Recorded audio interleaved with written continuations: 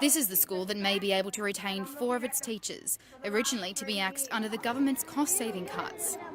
It seems it has country Liberals backbencher Alison Anderson to thank. Look, I think the protests needed to be supported. I've consistently, since last week, urged the Minister and my government to make sure that there's no cuts in remote Aboriginal schools, because we're dealing with kids with really, really bad literacy and numeracy. Alison Anderson has indicated there may be more good news for other bush schools in an announcement tomorrow.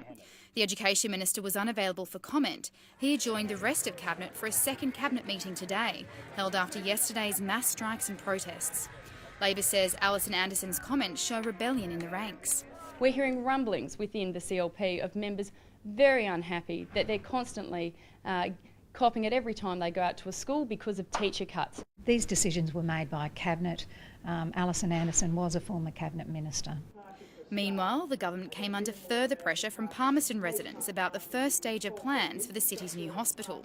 They're concerned about how their health needs will be serviced as the deadline for completion creeps further until at least 2018. We absolutely need another hospital in the Greater Darwin area ASAP. We know that meeting that demand is absolutely critical.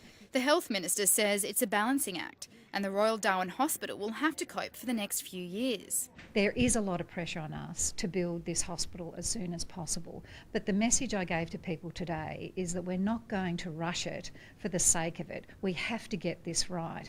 The Territory opposition's accusing the government of unnecessary delays. There had been a huge amount of groundwork done in planning, scoping, consultation and design of building a new hospital in Palmerston.